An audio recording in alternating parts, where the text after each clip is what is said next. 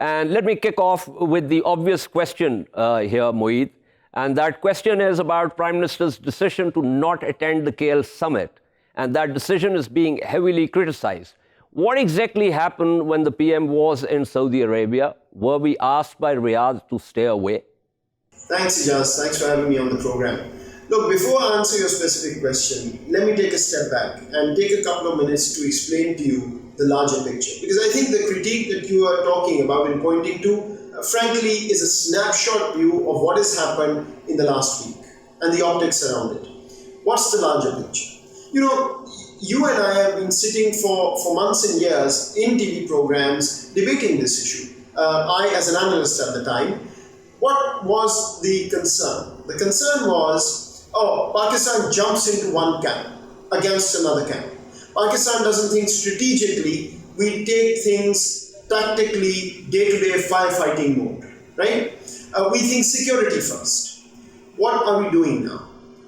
We are changing the paradigm to look at Pakistan as an actor that can talk to the entire Muslim world in a friendly manner, negotiate, mediate where required, and be that leader that Pakistan's always talked about being.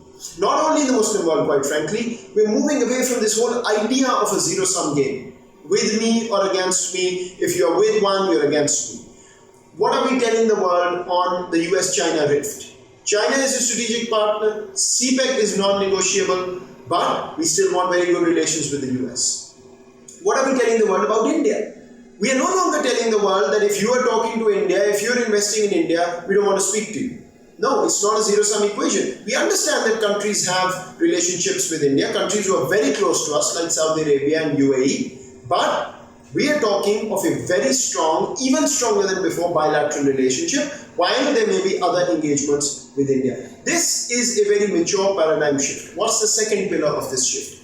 Economic diplomacy. The Prime Minister, when he took over, I wasn't in the system of course, talked about economic diplomacy as the driving force. The Foreign Minister has said this on a number of occasions. What's the focus here? The focus is that every decision we make, including the KL summit, is going to be based on our economic requirements, necessities and opportunities. Why do you think we were talking to Malaysia and Turkey? Is Malaysia giving us F-16 planes? There's no real defense benefit there, so to say.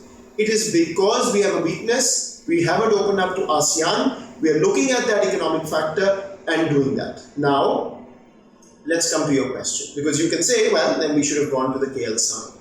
Look, the Prime Minister went to Saudi Arabia. Before that, the Foreign Minister went to Saudi Arabia, not to ask for assistance. Otherwise, you would have seen some statement, right? The Saudis have given you this extra or that extra, Pakistan asked for this or that. The question we were trying to answer was, if we go to Malaysia, will it create more divisions or make matters better for the Muslim world?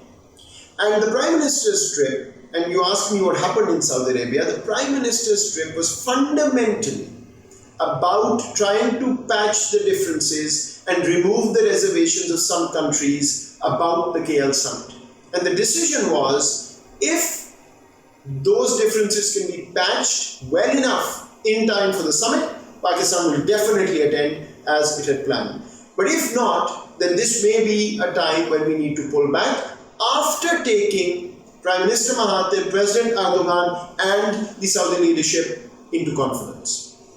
And if that weren't true, you would have seen some negative statements coming out of either Malaysia or Saudi Arabia or Turkey. And we haven't seen that. Look at the Malaysian statement after the Prime Minister informed Prime Minister Mahathir that he won't be coming. It's a very mature, balanced, conciliatory statement, and that's the reason for it. So what happened in Saudi Arabia, the answer to that is a function of what we went for. And we went to ask Saudi Arabia, and we talked to Malaysia before and after to see if we can remove the differences that both have talked about openly about this summit. That's why the Prime Minister was there, and of course that didn't happen, and thus Pakistan decided to pull back without damaging relations with any of these countries or burning any bridges. That's the key point in our new paradigm that we need to appreciate.